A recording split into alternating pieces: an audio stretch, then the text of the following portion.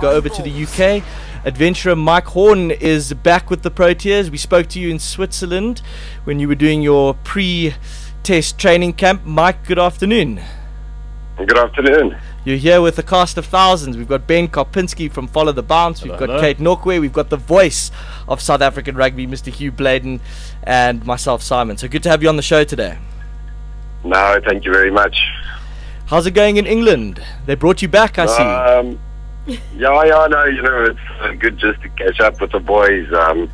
They busy writing history in England now, and it's good to be just to help the boys in the way that I can help them. Yeah, so apparently they're swimming the channel in about half an hour. Yeah, they've done it this morning at 4 o'clock. Was it always the plan with Gary to bring you back for the final test? Yes, it was planned when we spoke about it in Switzerland, to be able to follow up with the boys and do some refreshing courses with them, and I can't teach them how to bat and how to bowl, otherwise I'll be playing, but the boys, I can teach them a bit of what I've experienced and just refresh it a little bit. Well, I can imagine you doing hectic stuff in the Alps in Switzerland. What kind of stuff can you do in the UK? We're not doing anything physical because the test match starts tomorrow. So, okay. We're just doing a little bit of talks and, just being around the boys one-on-one, discussions with them. And it's always nice just to share a little bit of your vision, because they live in such, confined spaces, really. In the cricket world, and to be able to look out of it just opens their mind a little bit. Mike, it's Hugh Bladen here. Hi. Hi, how are you doing, you? Yeah, I'm good, thanks. I must say that when I left school, I was more into cricket than I was into rugby. But we used to obviously have cricket team talks and that sort of thing. They did differ quite a deal from rugby team talks, where some of the guys were so motivated they sort of wanted to tear the door down. Yes. Yeah, and they'd be all sort of so G'd up for the kickoff and that sort of thing, and it was like a very physical sort of aspect that one got worked up into. How do you motivate a test cricket team? I don't really think that we need to motivate any professional sportsman today. It's simple that if you really want to play at that level, you are quite motivated and you're dedicated.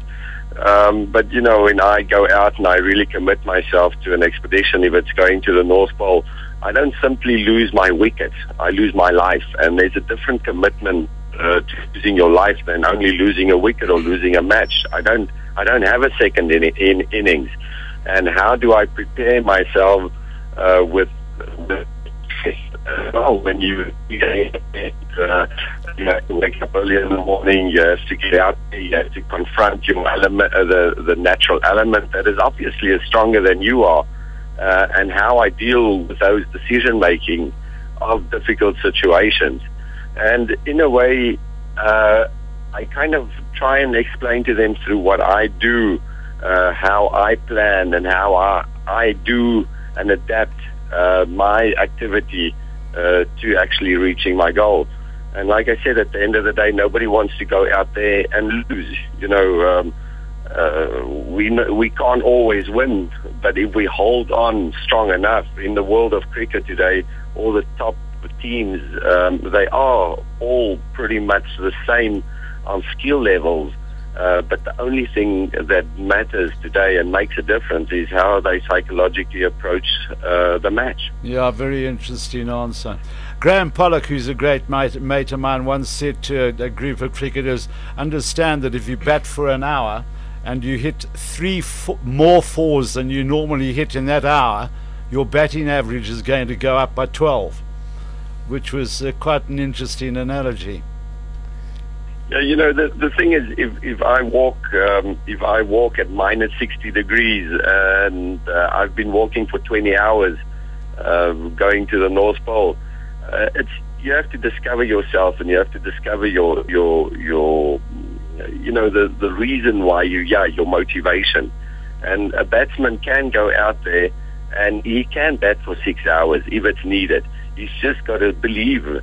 But believing today is just not enough as well. You have to practice that belief, and that's what makes a difference. Just saying that you have to think positive and think positive, I think is a heap of crap, because if you have to think positive, then you're not positive at all. Then, you're negative. So I strongly believe that all of us that go onto the field basically have to have a positive mindset, but we have to just keep the negative from influencing our mindset, and that is how we can pull through to the end. Now, Mike, your work with the team so far, have you addressed them as a group, or do you work with individuals specifically? We do. I do individuals, and yesterday we had a group session, and it's interesting that after a group session, the players actually come and ask me questions that they don't want to ask in front of the team, and for me that is very interesting. Then I can answer them, and then I can really build on the individual characters of the players. Mike, I want to ask you, has the dynamic in the team changed in the sense that they're closer together? Because when you worked with them before, quite a lot has happened in the interim. Mark Boucher has left the side. Did that event, in a sense, bring the team closer together?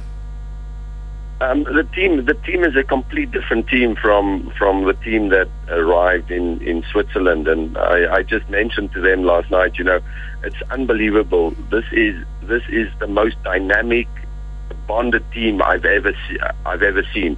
I've been with Gary when we did 2011 World Cup team for India, and we thought we had a good team. I did a couple of IPL teams, the Champions League, but yesterday when I got back into the team room, it's unbelievable how these boys are really supporting each other, and there's this great ambiance, like we say in French, that will be very difficult to break. And I think there is a couple of reasons for that.